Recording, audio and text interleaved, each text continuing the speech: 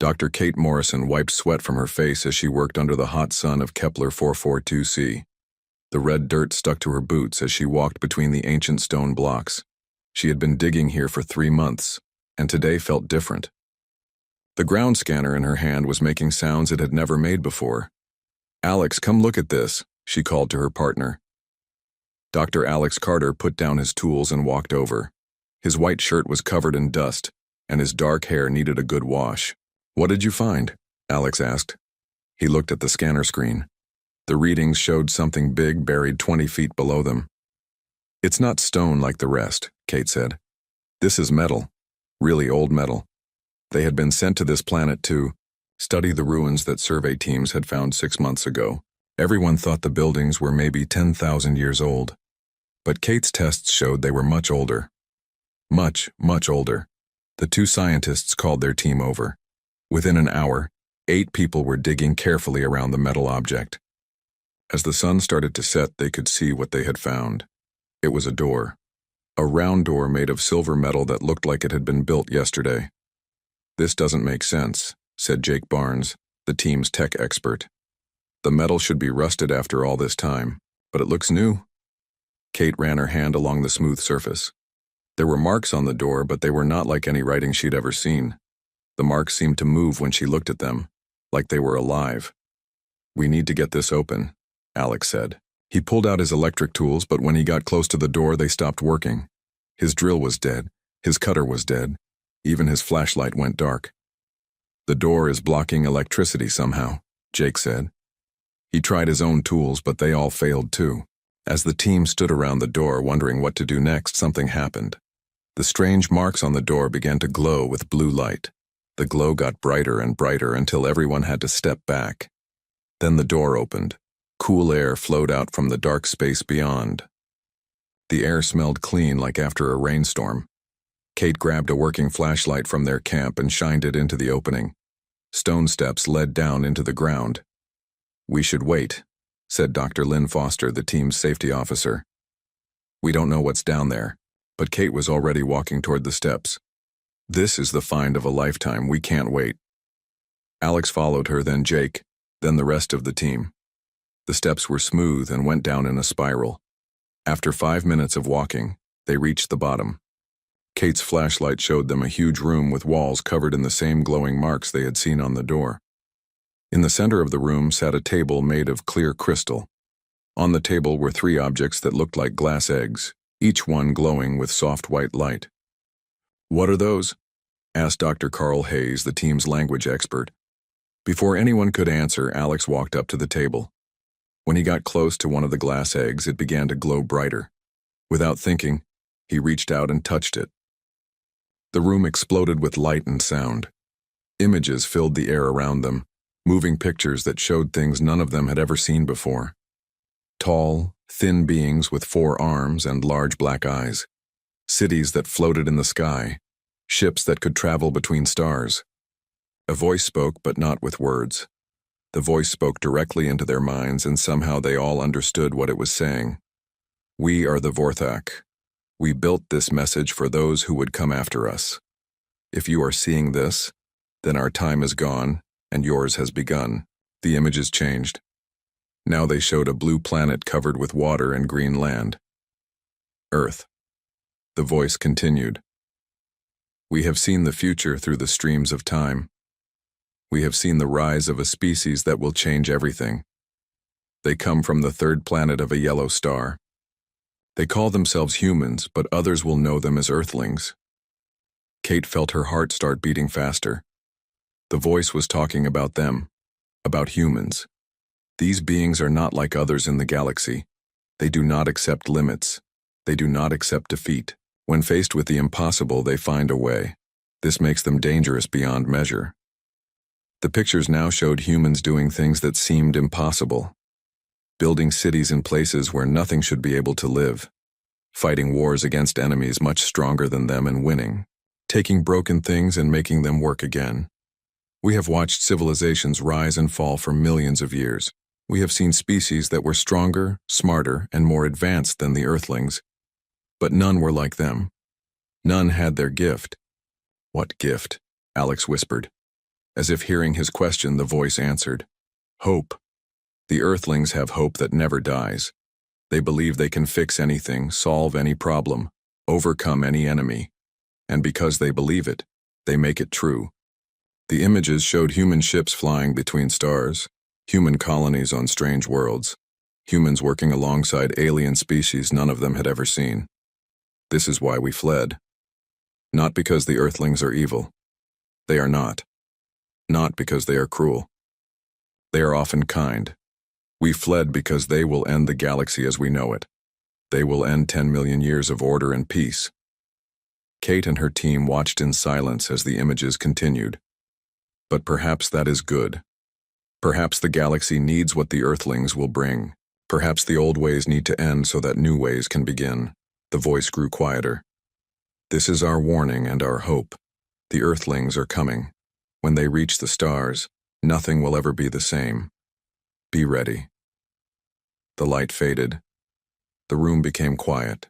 The glass egg stopped glowing and turned dark. Kate looked at her team. They all stared back at her with wide eyes.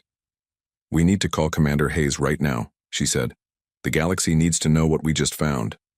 But as Jake tried to use his radio, they discovered something else. All their equipment was working again, but they were getting signals from space. Signals that had not been there when they went underground. Someone was watching them. Commander Lisa Hayes sat in her chair on the bridge of the Aurora, reading Kate Morrison's report for the third time. The words made no sense, but the evidence was clear. The recording from the alien device was real. The translation was correct. And now everything had changed. "Ma'am, we're getting a priority message from Earth Command," said Lieutenant Sam Parker at the communication station. "Put it through," Lisa said. Admiral Ben Rodriguez appeared on the main screen. His usually calm face looked worried. "Commander Hayes, I need you to return to Earth immediately. Bring Dr. Morrison and her team with you. And Lisa, tell no one else about what they found. Sir, the implications of this discovery are huge. Shouldn't we share this with the scientific community?" "Not yet. We're getting reports from all over the galaxy. Something big is happening. Ships are moving. The Galactic Council has called an emergency meeting. I think someone else knows about the prophecy." Lisa felt cold. "How is that possible? We just found it yesterday." "I don't know. But get back here fast, we may have bigger problems than we thought." The transmission ended. Lisa turned to her crew. "Set course for Earth. Maximum speed." 3 days later, on the other side of the galaxy, President Zal Thara of the Centauri Collective stood before the Grand Assembly of the Galactic Council. Representatives from 847 different species filled the massive chamber. The air buzzed with nervous energy as translated voices spoke in hundreds of languages. "My fellow beings," Zal Thara began, her blue skin shimmering under the chamber lights. "We face a crisis unlike any in our history. The ancient Vorthak prophecy has been confirmed." A wave of sound rolled through the chamber as delegates whispered to each other. Many species remembered stories of the Vorthak, the mysterious race that had vanished from the galaxy millions of years ago. "For those who do not know the prophecy, let me share what our researchers have learned," Zal Thara continued. "The Vorthak foresaw the rise of a species called humans or Earthlings. These beings possess qualities that make them unlike any other life form we have encountered. High above the chamber, images appeared showing Earth and its inhabitants. The delegates watched humans working, building, fighting, and exploring. The Vorthak warned that these Earthlings would spread across the galaxy, changing everything they touched, not through conquest, but through their refusal to accept that anything is impossible." Senator Korth of the Reptilian Worlds raised his scaled hand. "President Zal Thara, with respect, how can one young species threaten our entire civilization? We have maintained peace for 50,000 years." "That is exactly the problem," Zal Thara replied.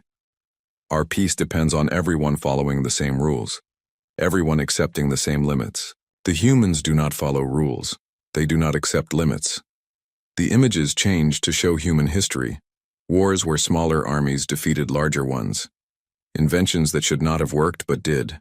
Colonies built in places where life should have been impossible." "The Vorthak called it hope," Zal Thara said. "Humans hope for things that cannot be, and then they make those things real. They turn their weaknesses into strengths. They find weapons and tools. They solve problems by breaking them into smaller problems. Dr. Mothara, a scientist from the crystal world, spoke up. But surely they cannot be that different. All species adapt. All species learn. Watch this, Zalthara said. The chamber filled with recordings from human space missions. They saw human astronauts fixing broken equipment with tape and spare parts. They watched human engineers building rockets out of metal tubes and explosives. They saw humans landing on their own moon using computers less powerful than a modern calculator. No other species has ever done anything like this, Zalthara said. When our ships break, we call for help or abandon them. When humans' ships break, they fix them with whatever they have and keep going. The delegates were quiet now, all of them staring at the images. The prophecy says that when humans reach the stars, they will end our age of peace. Not because they want war, but because they will make our old ways seem small and limited. Admiral Thex of the warrior clan stood up. His red eyes glowed with anger. Then we stop them before they spread. We end this threat now while they are still weak. And how do you plan to do that? Asked Ambassador Vina of the Trading Federation. They are already in space. They have colonies. They have weapons. They are one species on one world, Thex replied. We are 847 species with ships and weapons they cannot imagine. The Vorthek had ships and weapons beyond our imagination, Zalthara said quietly. They could travel through time itself. They could move stars. And they chose to flee rather than fight the humans. That made everyone quiet again. What do you suggest we do? Asked Counselor Plex of the Hive Minds. Before Zalthara could answer, an aide rushed to her side and whispered something in her ear. Her blue skin turned pale. What is it? Senator Korth asked. We have just received word that a human colony ship has successfully established a settlement on Proxima Centauri B. They are no longer limited to their home system. The chamber erupted in noise as delegates began talking all at once. Some demanded immediate action. Others called for calm. A few suggested hiding. Zalthara raised her hand for silence.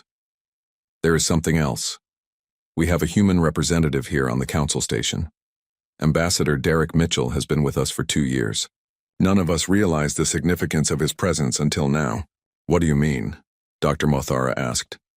For 2 years he has been watching us, learning our ways, understanding our strengths and weaknesses, and we have been teaching him everything he needs to know about every species in the galaxy.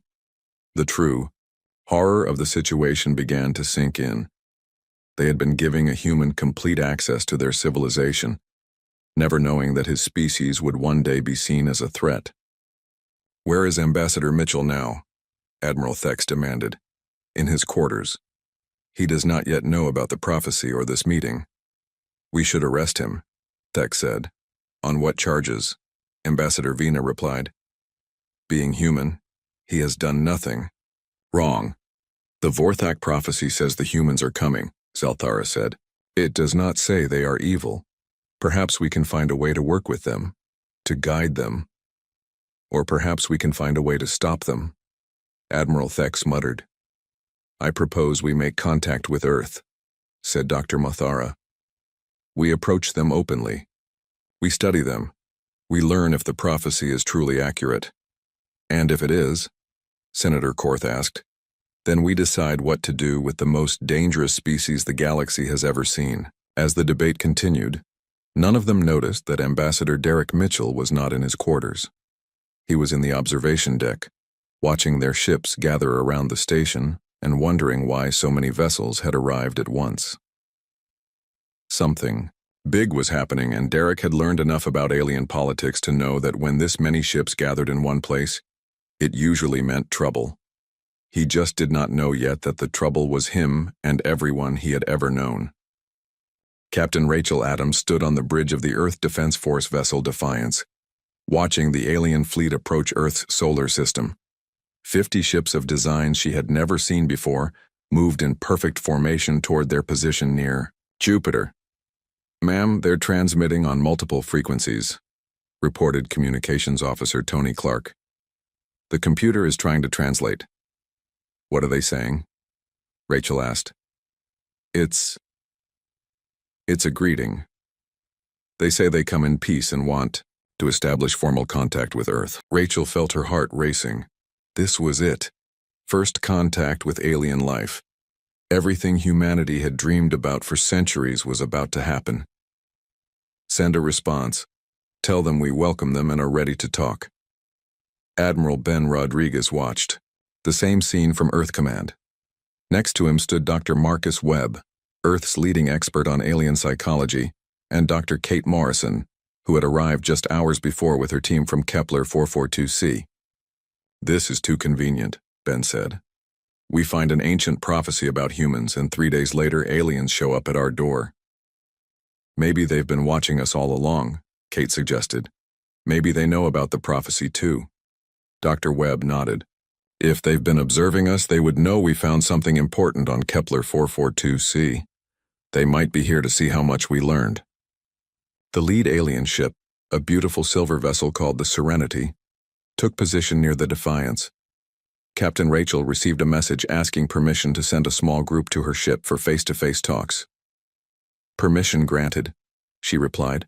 An hour later, Rachel stood in her ship's main meeting room across from 3 alien beings. They looked almost human but taller and thinner, with pale blue skin and large dark eyes. The leader introduced herself as Commander Veltar of the Altarian Republic. Captain Adams, we bring greetings from the Galactic Council, Veltar said, through a translation device. We have come to welcome humanity to the greater community of intelligent life. We're honored, Rachel replied. Humanity has always hoped this day would come. We know much about your species already, said the second alien, Dr. Nexara. We have been studying your broadcasts for many years. Your culture fascinates us. The third alien, Science Officer Colwyn, stepped forward. We are particularly interested in your approach to problem solving. Humans seem to find solutions in ways other species do not. Rachel smiled. We're pretty good at making things work, even when they shouldn't. The 3 aliens exchanged looks. Yes, Veltar said, slowly. That is exactly what we wanted to discuss. Over the next week, more alien ships arrived in Earth's solar system. Scientists from dozens of different species came to study human culture, technology, and history. They set up research stations on the moon and sent teams to major cities around Earth. Dr. Marcus Webb worked closely with the alien researchers, helping them understand human psychology. But as the days passed, he began to notice strange patterns in their questions. They keep asking about our wars, he told Admiral Rodriguez during a private meeting. Not about the politics or the causes, but about how we fought impossible battles and won. What do you mean? Ben asked. They want to know how a few hundred Greeks held off thousands of Persians at Thermopylae, how the Americans defeated the British Empire with farmers and hunters, how the Allies won World War II when they were losing for the first 3 years. Ben frowned. Those are odd questions for peaceful researchers. And they're fascinated by our civilian technology, Marcus continued. They can't understand how we built the internet. They say no other species has ever created a communication system that chaotic and still had it work. Meanwhile, on the colony, ship New Horizon, Captain Amy Foster and her 3,000 colonists were having their own problems. The ship's life support systems had started failing 2 days out from Proxima Centauri b, and the backup systems were not working either. We're losing air scrubbers in sections 7 through 12, reported Chief Engineer Sophie Clark. The IDRE water recyclers are running at 60%, and the food printers are making everything taste like metal. Amy looked at the status displays. By all normal standards, they should turn around and go back to Earth. The colony mission was a failure. Sophie, what do we have to work with? Amy asked. Sophie pulled up an inventory list.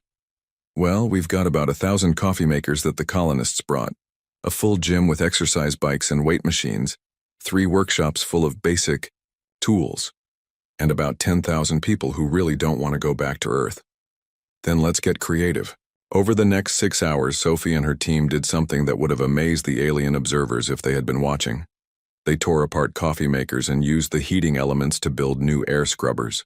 They converted exercise bikes into power generators. They used clothing fabric to create new water filters. When the ship reached Proxima Centauri b, the life support systems were not only working, but running better than they had when the ship left Earth. "How did you do that?" asked Dr. Neil Foster, the mission's chief scientist. Sophie grinned. "We used what we had and made it work. It's not pretty, but it gets the job done." Back on Earth, Dr. Webb was growing more concerned about the alien visitors. Their questions were becoming more specific and more worried. "Dr. Webb," asked Dr. Nexara during one of their sessions, "when humans face a problem they cannot solve, what do? "We break it down into smaller problems we can solve," Marcus replied. "And when those problems are also too difficult, we break them down even further. We keep going until we find something we can fix." "But what if the problem cannot be broken down? What if it is simply impossible?" Marcus thought for a moment. "Then we find a different way to look at it. We change the rules. We ask different questions." Dr. Nexara's large eyes grew even larger. "You change the rules?" "Sure. If the rules say something is impossible, maybe the rules are wrong." The alien scientist made notes on a device that looked like liquid metal. "And other humans think this way as well?" "Pretty much all of us. It's just how we approach things." That night, Dr. Nexara sent a coded message to the Galactic Council. The prophecy was conservative. They are more dangerous than the Vorthak predicted. At the same time, Lieutenant Commander Jake Sullivan was investigating strange energy readings near Earth's moon. His small scout ship picked up signals that did not match any known technology. "Control, I'm reading some kind of scanning array hidden in the moon's shadow," he reported. "It's definitely not human." "Are you sure?" came the reply from Earth Command. Jake moved his ship closer to the source. What he found made his blood run cold. A sophisticated monitoring station, clearly alien, had been watching Earth for months or maybe years. "Control, we have a problem. Someone's been spying on us long before these peaceful visitors showed up." As Jake transmitted his data back to Earth, he did not know that his discovery would force the Galactic Council to make a choice they had been hoping to avoid. The time for secret observation was over. Now they had to decide what to do about the species that the ancient Vorthak had feared more than death itself. President Zalthara stared at the reports flooding in from the human observation teams. Every single study confirmed their worst fears. The humans were exactly what the Vorthak prophecy had warned about, and possibly worse. "They are adapting, faster than we can study them," reported Dr. Nexara via secure transmission. "In just 1 week of contact, they have begun incorporating our technology into their own systems. Not copying it, but improving it." Admiral Thex slammed his fist on the council table. "I told you we should have acted immediately. Now they know we exist and they are learning from us." "What do you suggest?" Zalthara asked. "We cannot attack them without cause. That would make us the aggressors." "Then we give ourselves a cause," Thex replied. "We test them. We create a situation that forces them to show their true nature." Senator Korth looked uncomfortable. "What kind of test?" "We threaten their colony, force them to choose between their people and their principles. When they choose violence, we will have justification to act." Dr. Mothara shook her crystalline head. "That is wrong. These beings have done nothing to harm us." "They exist," Thex said coldly. "According to the prophecy, that is enough." While the Galactic Council debated, the plan was already in motion. Hidden ships moved toward Proxima Centauri b, carrying devices that would simulate natural disasters. The humans would face a crisis that should force them to abandon their colony or watch their people die. On Proxima Centauri b, Captain Amy Foster was proud of what her colonists had accomplished. In just 2 weeks, they had built the foundations of humanity's first interstellar city. The settlement they called New Hope was growing every day. "The atmospheric processors are working better than expected," reported engineer Sophie Clark. "We're actually improving the air quality faster than the original plan called for." "How is that possible?" Amy asked. "We made some changes to the design. Instead of just filtering the existing atmosphere, we figured out how to encourage the local bacteria to help us. It's like we're working with the planet instead of against it. Amy smiled. Leave it to humans to make friends with alien bacteria. That's when the first disaster hit. Massive electromagnetic pulses began disrupting all their equipment. The atmospheric processors shut down. The power generators failed. The communication systems went dead. What's happening? Amy demanded. Sophie was already running diagnostics. It looks like solar flares, but the pattern is wrong. It's too regular, too focused. Dr. Neil Foster, monitoring the planet's systems, had more bad news. The magnetic field is shifting. If this continues, we'll lose our protection from radiation. All reasonable standards, the colony should have been doomed. The equipment they needed to survive was failing, and they had no way to call for help. But Amy had not brought reasonable people to Proxima Centauri b. She had brought humans. Sophie, what do we have that doesn't depend on electronics? Amy asked. Mechanical tools, chemical batteries, some steam-powered equipment the engineers brought as backups. Then we go steampunk. Neil, can we build radiation shielding? Not with what we have. Then we build it with what we can get. Sophie, can we mine local materials? With hand tools and explosives, yes. Then let's get started. The hidden alien observers watched in amazement as the human colony transformed itself overnight. Instead of sophisticated electronic systems, the humans built mechanical devices. That worked just as well. Instead of giving up when their advanced technology failed, they went backward to older, simpler methods that actually worked better in the current crisis. When the electromagnetic interference made their computers useless, they used paper and pencils to do calculations by hand. When their automated systems failed, they organized teams of people to do the work manually. When their communication equipment died, they built signal fires and used mirrors to send messages. This is impossible, reported the alien observer to his commanders. They should be requesting evacuation. Instead, they are building new equipment out of rocks and metal scraps. Back on Earth, a different crisis was developing. A mysterious computer virus had appeared simultaneously in networks around the world.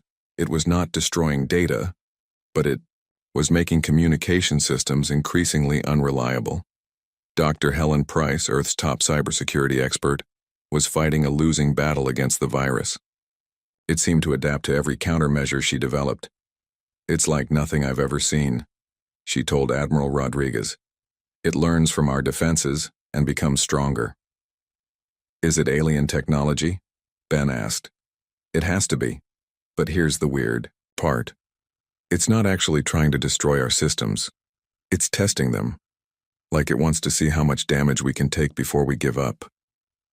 What the aliens had not counted on was the chaotic, redundant nature of human information systems. Earth's internet had been built by millions of different people, using thousands of different methods. There was no single point of failure because there was no single system.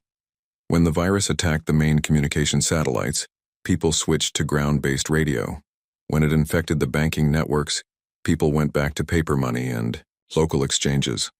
When it disrupted the power grids, communities organized their own power-sharing systems. They are not collapsing, reported the alien cyber warfare specialist. They are adapting. Every system we disable, they replace with something else. Dr. Helen Price was working around the clock, but she was getting help from an unexpected source. Hackers, programmers, and computer enthusiasts from around the world were volunteering their time to fight the virus. We've got teenagers in Brazil, writing code that's better than our professional stuff, she told her team. There's a group in Kenya that figured out how to track the virus through social media, and some college students in Japan just created a defense system using video game engines. The aliens had expected to face Earth's official cyber defense systems. Instead, they were fighting the combined creativity of millions of humans who saw the attack as an interesting puzzle to solve. But the biggest shock came when Lieutenant Commander Jake Sullivan made his next discovery. While investigating the monitoring station near Earth's moon, he found something that changed everything. Admiral, you need to see this, Jake transmitted. The spy station isn't just watching us. It's running active tests on our systems. Someone has been experimenting. On Earth for months, the evidence was clear. The equipment failures on the colony ship New Horizon had not been accidents. The computer virus attacking Earth was not a natural phenomenon. Someone was deliberately testing human responses to crisis situations. Sir, there's more, Jake continued. I'm reading similar installations around Jupiter, Mars, and near the asteroid belt. We're not just being watched. We're being studied like lab rats. Admiral Rodriguez felt his anger growing. The friendly aliens who had come to welcome humanity to the galactic community were lying. They had been testing humans, threatening their people and manipulating their technology. It was time for Ambassador Derek Mitchell to earn his pay. Derek had spent the week since the alien arrival trying to understand why his colleagues at the Galactic Council were acting so strangely. Now, with the evidence Jake had found, everything made sense. He activated his emergency communication system and sent a message directly to Admiral Rodriguez. Ben, I think I know what's really going on here. The Council is scared of us, and I think I know why. As the alien tests continued, they were learning something the Vorthak prophecy had tried to warn them about. Humans did not just solve problems, they turned problems into opportunities. Every crisis made them stronger, more creative, and more determined. The test designed to destroy the Proxima Centauri colony had instead turned it into the most advanced settlement in human history. The cyber attack meant to cripple Earth had instead created the most secure and resilient information network ever built. And now the humans knew they were being tested. The galaxy was about to learn why the Vorthak had chosen to flee rather than fight. Ambassador Derek Mitchell walked into the Galactic Council chamber, carrying a small device that would change the course of galactic history. President Zalthara and the other council members watched nervously as he approached the central speaking platform. Honored delegates, Derek began, his voice calm and steady. I come before you today with evidence that certain members of this council have been conducting illegal surveillance and attacks against my people. The chamber erupted in noise as delegates turned to each other in confusion. Admiral Thex stood up, his red eyes burning with anger. How dare you make such accusations? Derek activated his device. Holographic images filled the chamber, showing the hidden monitoring stations, the cyber attacks on Earth, and the sabotage of the New Horizon colony ship. These are the facts, Derek said. For months, possibly years, Earth has been treated as a laboratory. Our people have been subjected to tests designed to measure our responses to crisis situations. President Zalthara's blue skin grew pale. Ambassador Mitchell, I can explain. I hope you can, Derek replied. Because my government is very interested in understanding why our new galactic neighbors welcomed us with lies and deception. Dr. Mothara spoke up. There is something you must understand.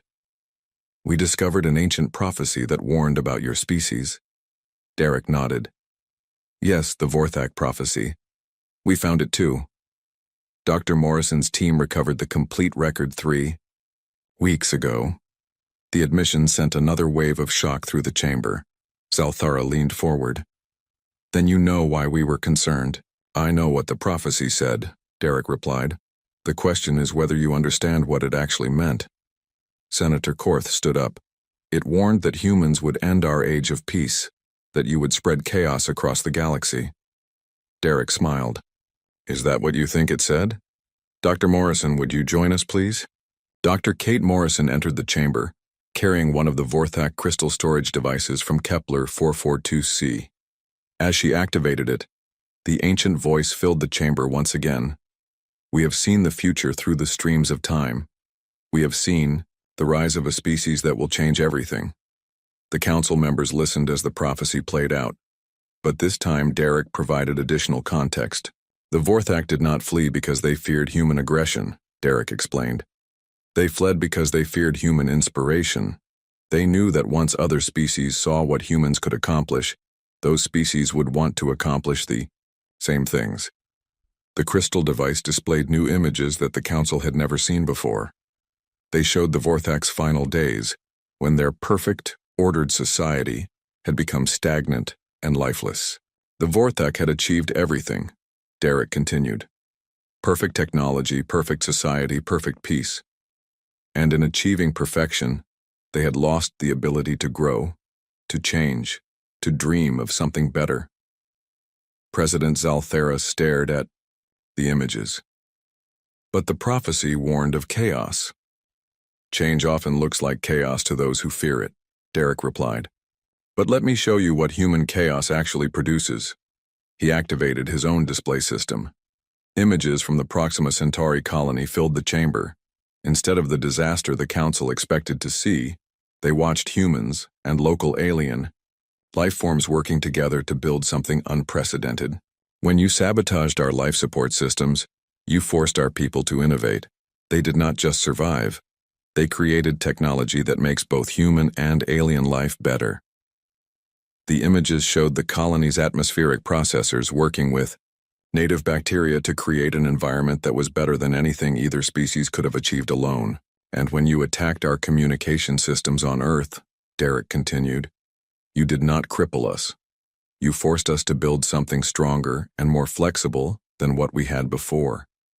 More images showed the new communication networks that had emerged during the cyber attack. Humans from every nation working together, sharing ideas and resources in ways that had never happened before. Every test you put us through made us better, Derek said. But more importantly, it showed us that we could work with other species to make the entire galaxy better. Admiral Thex was growing angrier. You speak of cooperation, but we know what humans do. You conquer, you consume, you destroy. Sometimes, Derek admitted, but we also learn, we grow, we change, and we help others do the same. He gestured to the crystal device. Ask the Vorthak computer what happened to species that had contact with humans in the timelines they observed. The ancient voice responded, in 73% of observed timelines, species that encountered humans experienced technological advancement rates 3 to 10 times faster than their historical averages.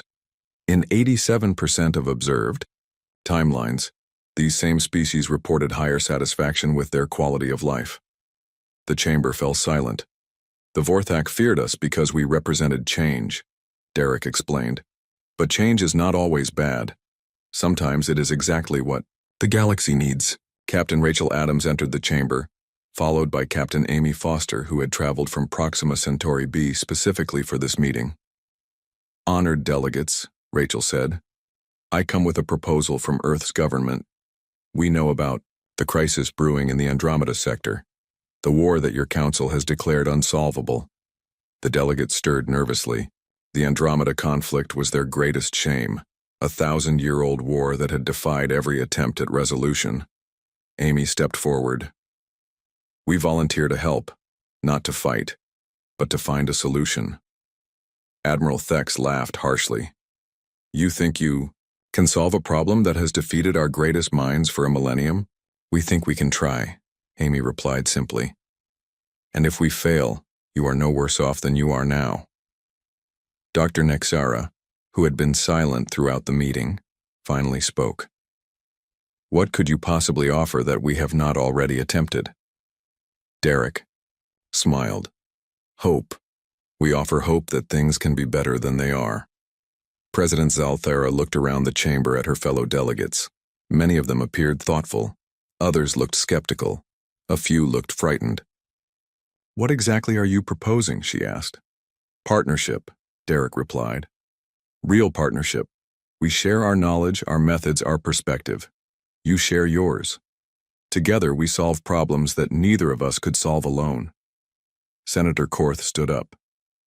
And if we refuse? Derek's expression grew serious.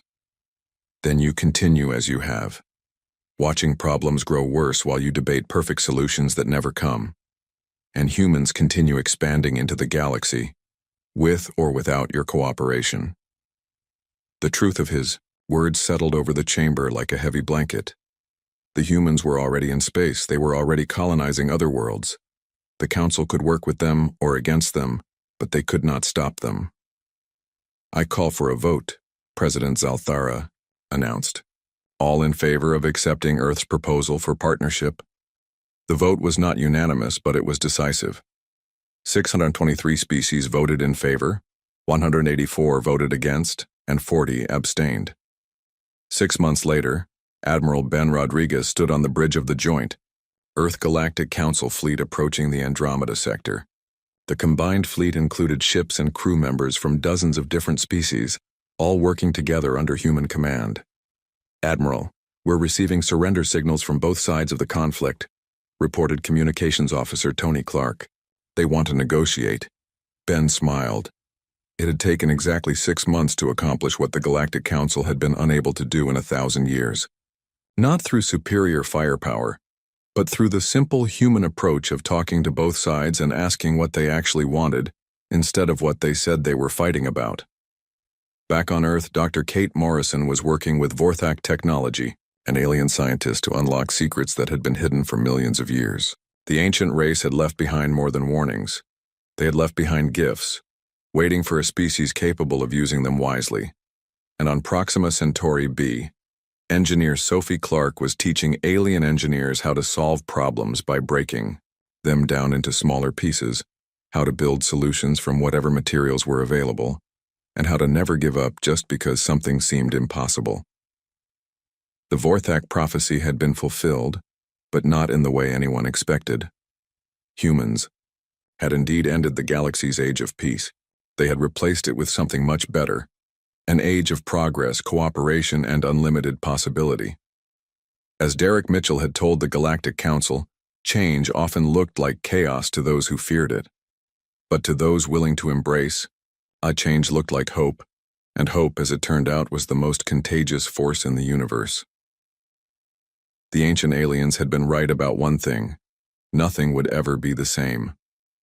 But for the first time in 50,000 years, the galaxy was looking forward to seeing what came next. Because when humans looked at a problem, they did not see an obstacle. They saw an opportunity. And that made all the difference.